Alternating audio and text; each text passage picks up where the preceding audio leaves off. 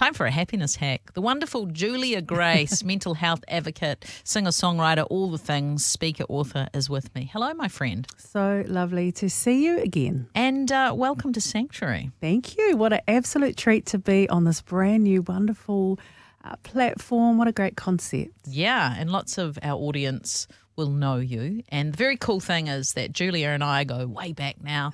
And the goal is to catch up about once a month and have some chit-chats about just bite-sized mental health sort of well-being approach, really, isn't it, to help us get through life, because we all have challenges, don't we? We do.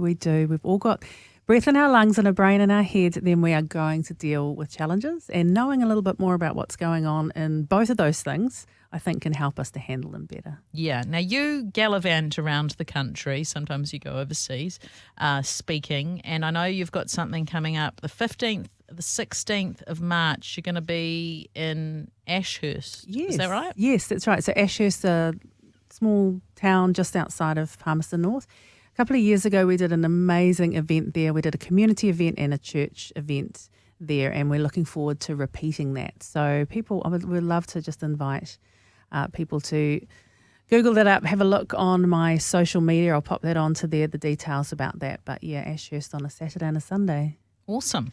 So today we're talking about something beginning with things. Is that right? Yeah. So all my topics Funny begin word. with an F, as you know, a F, something that begins, that looks or sounds like a F. Helps me to remember things because, Lizzie, my memory is shot to pieces nowadays. So today we're talking about things, and I have a question for you. Have you ever purchased something that you thought, man, when I buy this thing, it's going to make me happy? Yeah. Every single time I pick it Yeah. up or look at it. And then slowly over time, or in fact quickly over time, the shine has come off. Does that sound familiar to you? It does sound familiar, but you're like, yeah, you put your heart and soul into it, and then you're like, okay, that car, whatever. Yeah, absolutely.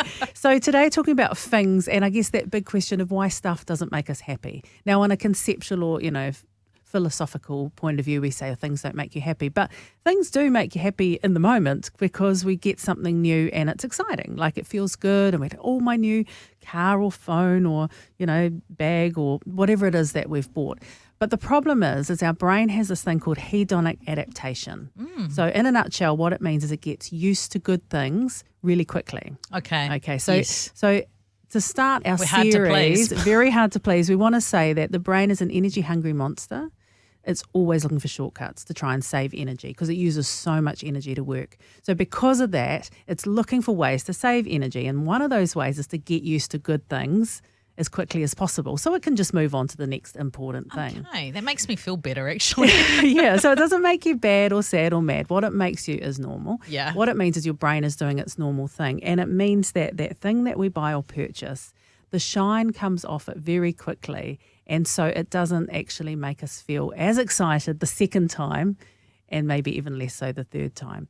And so what science tells us is actually that we're better to invest our finances and our money and our time into things that are experiential.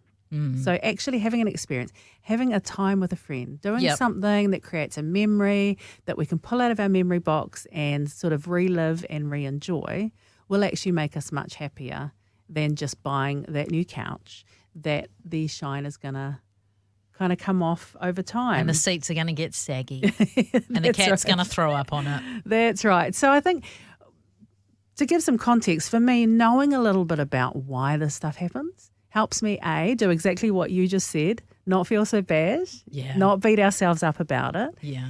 B, when we notice that it's happening, to sort of go, oh, interesting, that's, this is how my brain was created and that's how it's working and it's doing its job.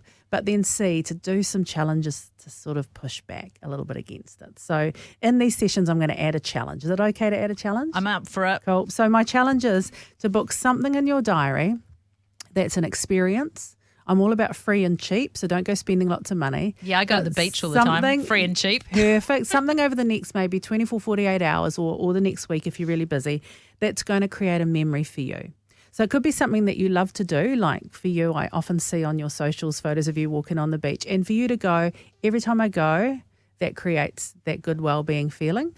Get that in your diary. And the challenge to our listener is to say, what are you going to pop in your diary? Not a thing, but a feeling or an experience, something that's going to help your brain to be able to enjoy that happiness for a little bit longer. Love it. Julia Grace, so good to touch base with you again. Go follow her on all the socials, Julia Grace.